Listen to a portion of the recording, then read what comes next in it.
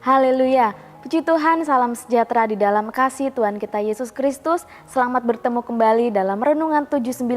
Hari ini kita akan menerima berkat yang luar biasa dari kebenaran firman Tuhan. Mari Bapak Ibu Saudara terus alami pembaharuan di dalam Tuhan. Mari kita merenungkan firman Tuhan menggunakan 365 hari yang mengubahkan. Hari ini pembacaan kita sampai kepada Kisah Para Rasul pasal yang ke-23.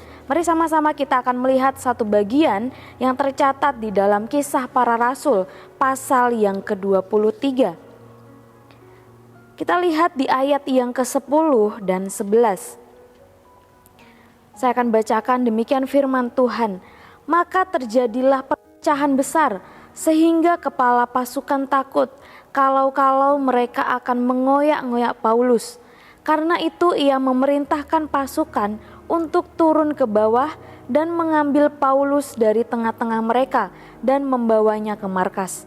Pada malam berikutnya Tuhan datang berdiri di sisinya dan berkata kepadanya, "Kuatkanlah hatimu, sebab sebagaimana engkau dengan berani telah bersaksi tentang aku di Yerusalem, demikian jugalah hendaknya engkau pergi bersaksi di Roma." Saya memberikan tema renungan hari ini yaitu kuatkanlah hatimu. Bapak Ibu Saudara, mari kita observasi siapa saja tokoh yang ada dan terlibat di dalam kisah ini. Ayat yang pertama sampai ayat yang ke-11. Nah, di sana ada anggota-anggota dari Mahkamah Agama. Di sana juga ada imam besar yang bernama Ananias, imam besar Ananias, dan tentunya ada Paulus. Apa yang sebenarnya terjadi dalam Kisah Para Rasul pasal yang ke-23 ini, ayat yang pertama sampai ayat yang ke-11. Ini mengisahkan tentang Paulus ya, yang dibawa menghadap Mahkamah Agama.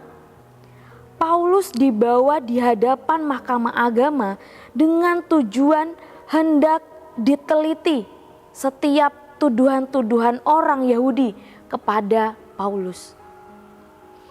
Seperti apa dan bagaimana peristiwanya? Pada saat itu di hadapan Mahkamah Agama, Paulus mendapat perlakuan yang sangat tidak baik. Kalau kita baca dari ayat pertama sampai ayat yang ke-11, kita boleh menemukan bagaimana perlakuan mereka ya, anggota-anggota Mahkamah Agama yang meneliti, yang menghakimi Rasul Paulus.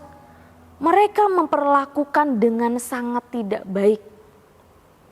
Rasul Paulus diperlakukan dengan sangat tidak baik. Dia tidak hanya diperhadapkan dengan pertanyaan-pertanyaan atau tuduhan-tuduhan, tetapi juga mendapat perlakuan yang kasar, mendapat perlakuan yang tidak baik secara fisik. Dia ditampar, dia mengalami penganiayaan secara fisik, penderitaan secara fisik.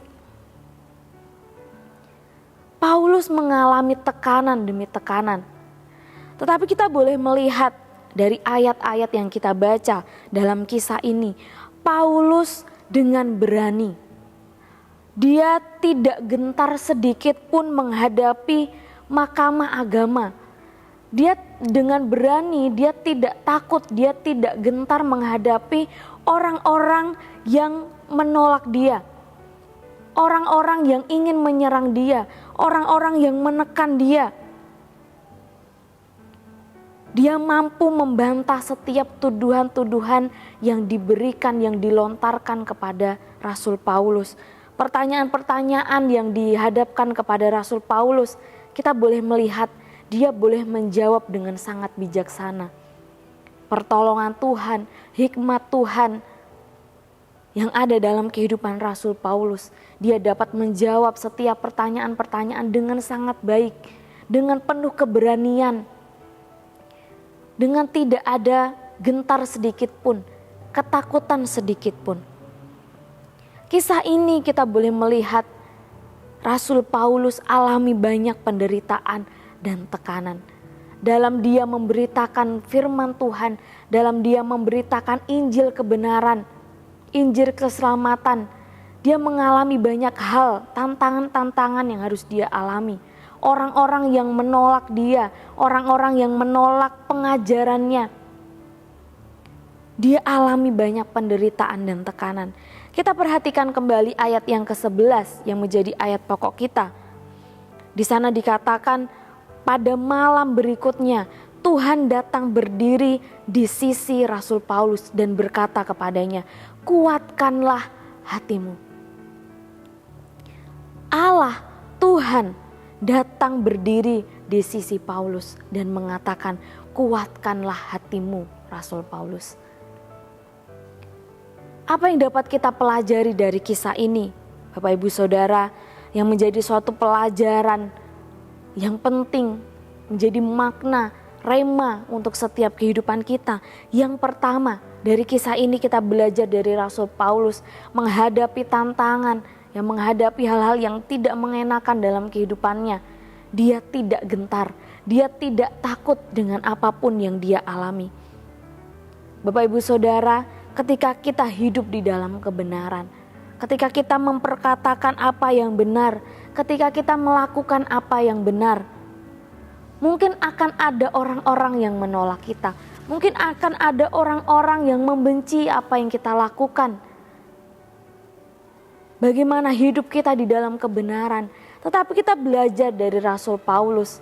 Dia mengalami tekanan, dia mengalami penderitaan, penolakan dari orang-orang di sekitarnya atas apa yang dia beritakan, atas apa yang dia kerjakan, atas apa yang dia ajarkan. Tetapi Rasul Paulus, dia tidak gentar, dia tidak takut, dia berani menghadapi apapun. Mari kita juga meneladani apa yang Rasul Paulus lakukan. Tantangan apa yang kita alami dalam pekerjaan.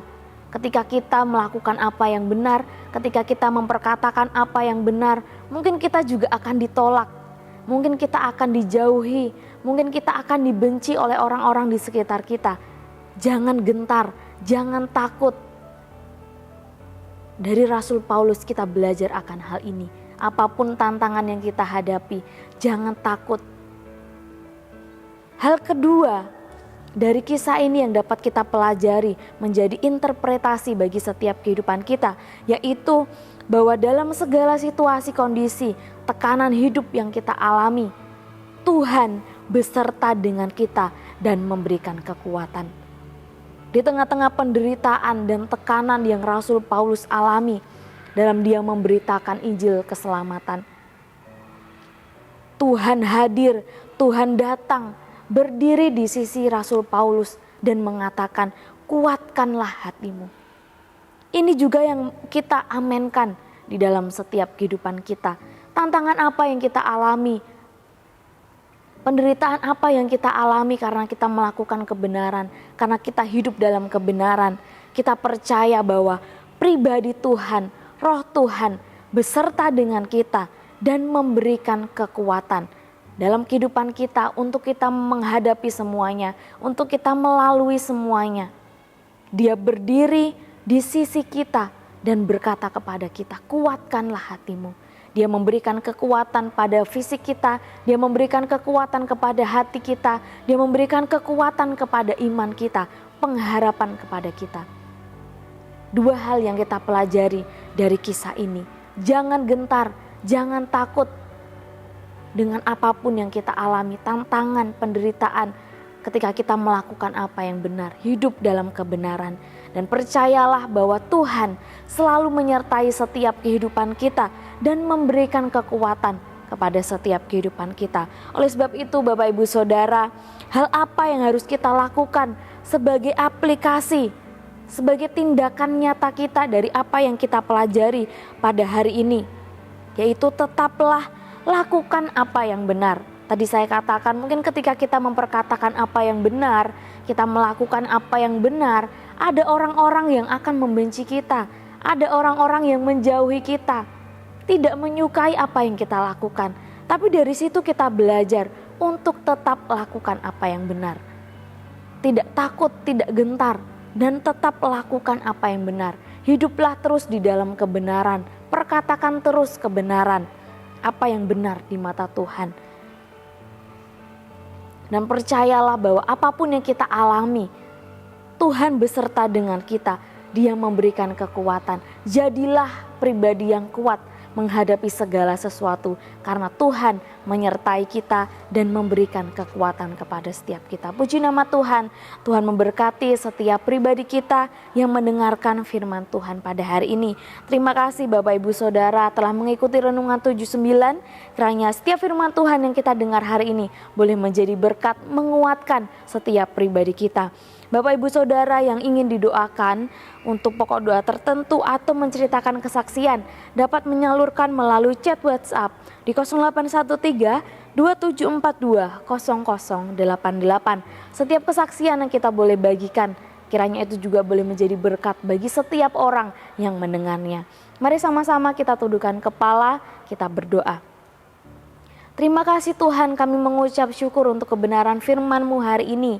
Apapun yang boleh kami alami, tantangan, penderitaan ketika kami hidup dalam kebenaran, kami belajar pada hari ini untuk kami tidak takut, untuk kami tidak gentar, dan kami terus percaya bahwa Tuhan menyertai setiap kehidupan kami. Kami mau terus lakukan apa yang benar di hadapan Tuhan dan menjadi pribadi-pribadi yang kuat dalam menghadapi segala sesuatu. Terima kasih Tuhan, Engkau memerintahkan kasih setiamu pada siang hari dan pada malam hari. Biarlah kami, keluarga besar Gabriel Shaddai Magelang, menyanyikan nyanyian suatu doa kepada Allah. Terima kasih, kami mengucap syukur untuk kebenaran firman-Mu dalam nama Tuhan Yesus Kristus. Haleluya. Amin.